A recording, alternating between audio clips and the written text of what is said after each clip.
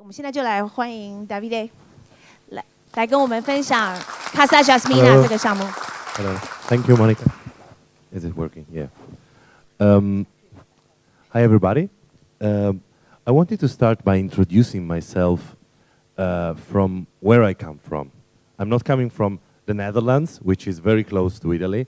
This is a picture of a painting where a lot of proverbs are hidden inside these people talking to each other, right?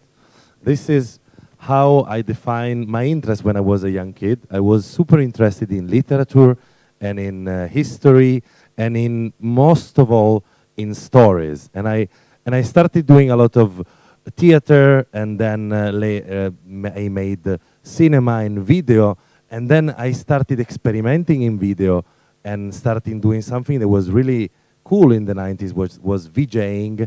And then at some point, I sort of, in the mid of 2000s, I sort of, the screen wasn't enough for me. I had to go outside the screen. I had to go 3D in physical, right? And that at that very time, a magazine came out.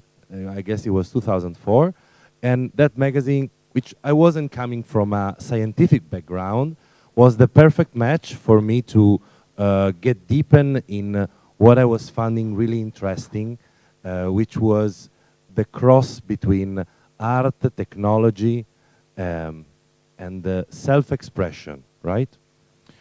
So I started hacking, and I went to London. I had an Arduino workshop. At the time, there were no Arduino workshop in Italy, so I came back. I organized the very first Arduino workshop in Italy, and this is how I met the Arduino team. In that period, I became father quite early. I had my son, and that was also one of the strongest invitation opportunities for me to keep toying around with him, and we did a lot of projects together. So I started working with Arduino since 2009. We did so many things together, like opening the first Fab Lab in Italy in 2011. And later we started together an experience of a connected apartment. That's what I'm here to talk to you about. This picture was taken many, many years ago, and it's the place where we are. So you see very old cars in the picture, but in the background you see the building where we are hosted. We are hosted inside of a co-working space called Toolbox in Turin. And you can see in the middle of the picture Casa Jasmina, which is a connected apartment, and it sits on top of a Fab Lab. We have all seen what a Fab Lab is, because Thomas Diaz was explaining it late in the morning. So we started this project that is addressing the connected home, which apparently is a huge and big market. Today we have been witnessing a lot of big markets with have big opportunities behind it.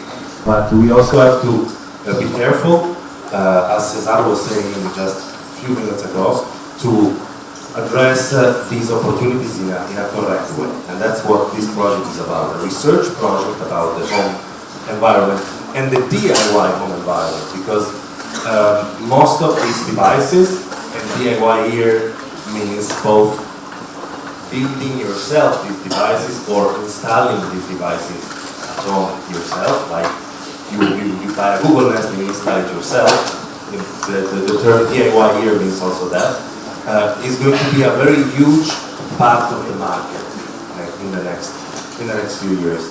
So we started this project back in 2015 called Casa Jasmina. As you can see, a lot of home appliances producers from Italy helped us out. They were interested in checking what's going to happen when you give some mad people the possibility to hack on their product.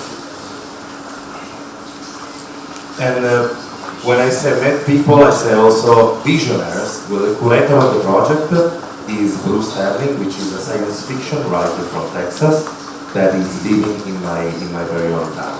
So he and his wife, Jasmina Kazanovic, helped us out in make a curatorial project of several design furnitures and connected devices to be hosted in the home. This is one of the images of the home, the early designs of the home, in which we try to match digital fabrication, design, open source design, and open source hardware. This is a brief video to show you the house.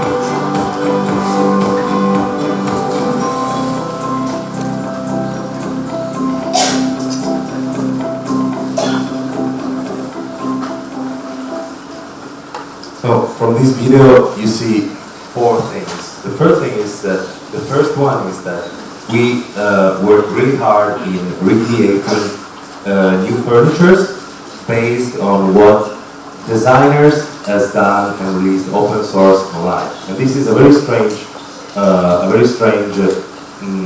business model for a designer to release this design open source, because, for example, Ronan Kadushin, or in this case, we have a lot of OpenDesk projects and products.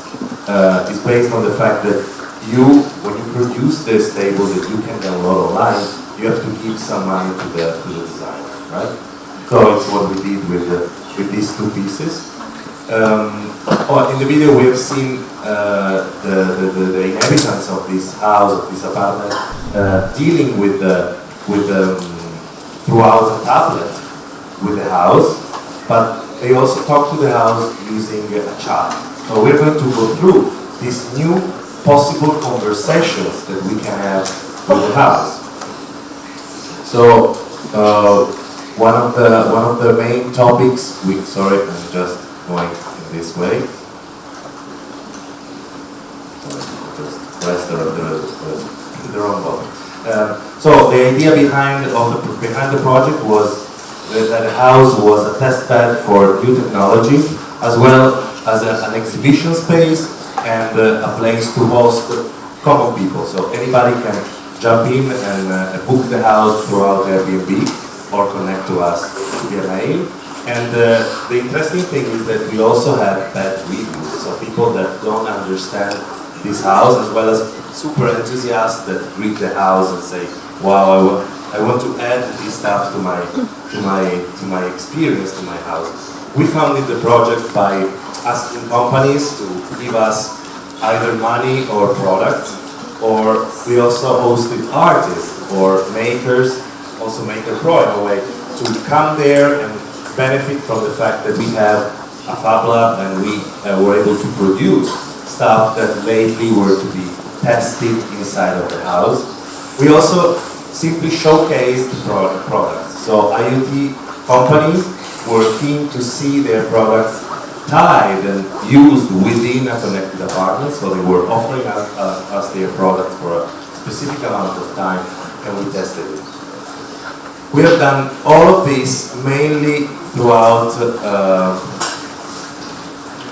relating throughout classes, communities, master classes, people interested, students interested to test themselves in a real-world scenario. We're also organizing a monthly event called Magic Mondays, where anybody interested can enroll and come in and share their common thoughts or show what they've done within the home environment. So actually, it's somehow a maker space in a way devoted to the home. course, you have big players doing this. I guess we can replace these logos with other huge companies from China. The idea behind the home and the fact that there are softwares and operating system that lets you control the home is quite old. And nowadays you have very big players like Google, like Apple, like Amazon with Alexa, that offer you the possibility to control your home. You also can find people that build themselves solutions using software like if this then that to trigger behaviors within the home environment. One of the big problems with these IoT devices is that most of them you can connect them just to one mobile phone, and so it's an IoT experience that it's one at a time. You can trigger things going off the fact that you control them through the smartphone. What if I want my smart bell from the door to represent the sound on the level of brightness of the lights of my kitchen, for example. This is really difficult to do with the IoT, with the nowadays IoT. It's quite easy if you start customize and hack things. One of the other problems we have been witnessing, we have seen in the IoT market, is that these products most of the time are services. I will try to be more precise in this. I will make some examples, like many of you know Pebble, which was one of the biggest Kickstarter campaign in the early years of Kickstarter that were highly ever funded.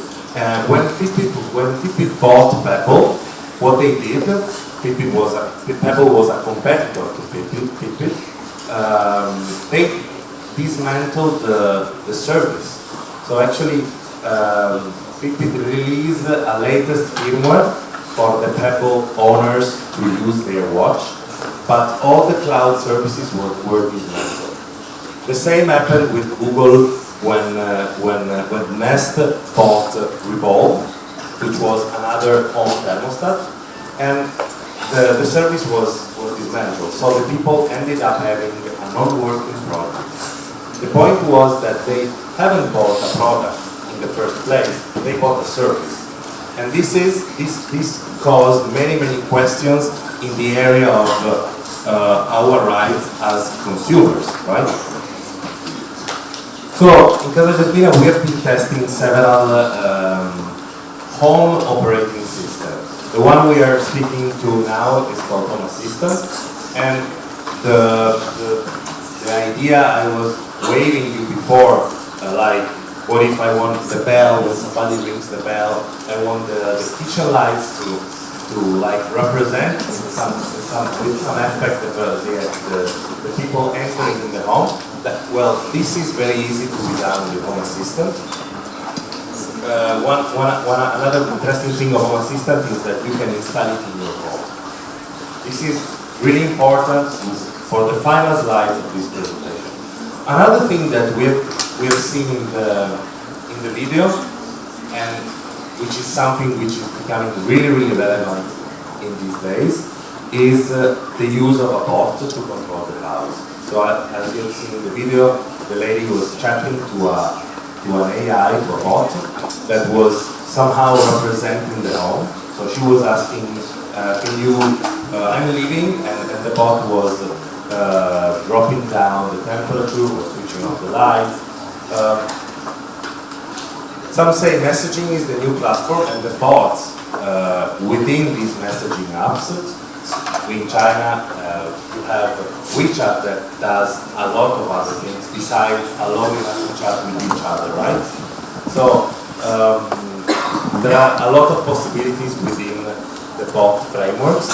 I guess less than the one we see here. I guess some things will still be apps, but there are many possibilities in both environment. And one of the main reasons is that bots are communicating in a very human way, like in a conversation between me and you. This is one of the first conversations between my colleague Tommaso and Casa Jasmina's thermostat. I don't know if you can see the text, but Tommaso is saying to the thermostat 20, stop, 27. Like, Tommaso is playing, is talking to the bot as he himself was a bot. Because in this case, this was one of the early examples, the early experiments we were doing. We didn't have the possibility to have longer strings or to have the AI to understand what we were saying. But this was 2 years ago, 2 years and a half ago. Nowadays, you can program AI, in this case, local AI, not online AI, to trigger what they call intent. So you can teach and, in a way, make this AI aware of how you pose this kind of questions. So in this case, I stole this animated GIF from a site called Snips, as you can see in the picture, snips.ai, and they are offering a service to have a self-hosted AI on your Raspberry Pi. So this is really relevant for us because we are not sending anything outside of the home, and most of the computational power that you need in order to sort these things out remains in the home, in your little home environment. So one of the questions that came to my mind in this two year and a half project was, so we are entering in a world where our houses are going to have a soul to an extent, or at least our houses are going to have a character. Even each object, each connected object of our houses is going to have a character. So we have to start thinking which character we want our house to have, rather than leaving to the brands choosing this besides us. Also because this bot possibility, this big bot opportunity is slowly shifting to the world of voice. So nowadays we have these two very nice products, Google Voice and Amazon Alexa. For sure there is many others I'm not talking about. It's really powerful what voice could add to this environment. One of the problems is that what happens is that if I say lights, could you please turn the lights on? This precise wave, this sound, is sent over to a server that interprets what I've been saying and sends back to the device the action. And for many reasons, I will just add two reasons. This is not necessarily good. The first reason is an environmental reason. The building of the network that let this go is really expensive for the planet. Because if you want to expect every house such a powerful connection, well, this can become quite an effort to recreate, to build, to connect these houses. The other is a privacy issue, because these companies, they may use this information to better profile you, and also in situations where you don't want to be listened or profiled.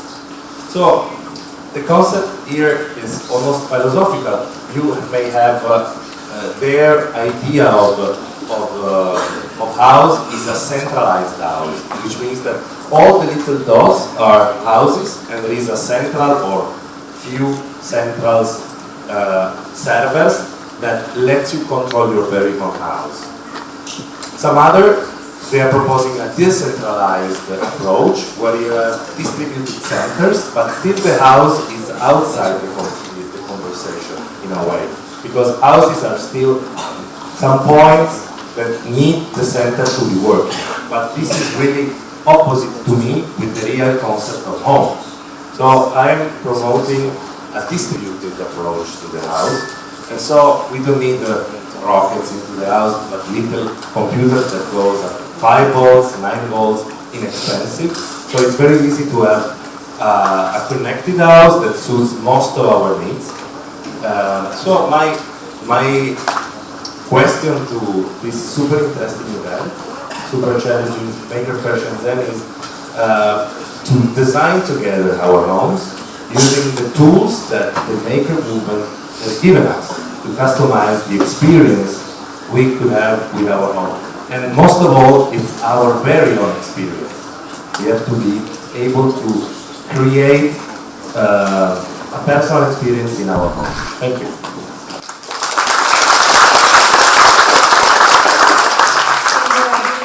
Please stick around, we have one more speaker, and then we can have the audience come to you for questions. Thank you. 下一位讲者是